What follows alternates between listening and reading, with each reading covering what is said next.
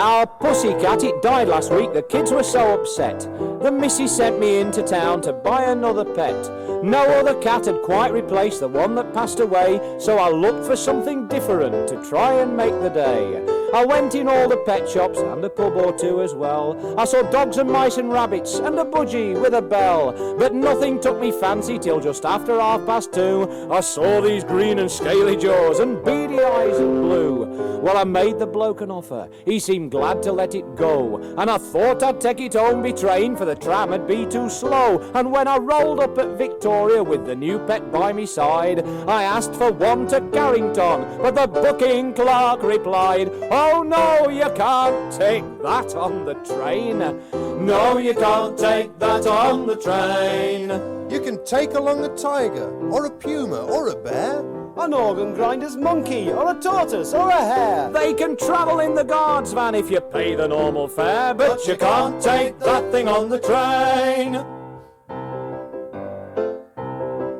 Sometimes, to make an extra bob, I do a few odd jobs, such as fetching things and carrying to please the local knobs. When Colonel Smith was moving house, he called me out one day and sent me to the station with some things to ship away. There was cabin trunks and bags and chests, and there was one thing more the Colonel brought from Africa when he was in the war. And I should take great care of it, it was his joy and pride. It had a big black barrel and a wheel on either side. Well, I dragged it to Victoria upon a length of cord, and then I called a porter out to help us get on board.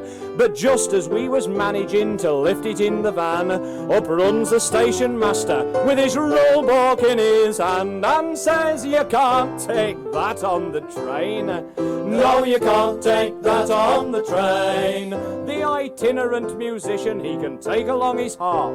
the man who sharpens scissors takes his grindstone in a cart, And the Kensington Museum even take their works of art. But you can't take that thing on the train.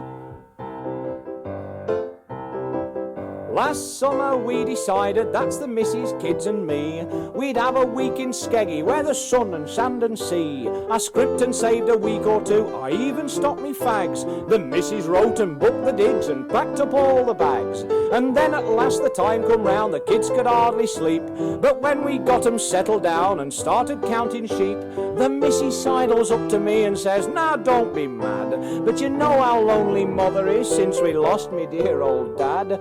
Well, I knew just what was coming, and I couldn't help but groan. I wouldn't say she's massive, but she's wrong side 20 stone. And when we turned up at the barrier, our tickets for to show, the inspector took one look at her, and then he shouted, "Whoa, you can't take that on the train. No, you can't take that on the train."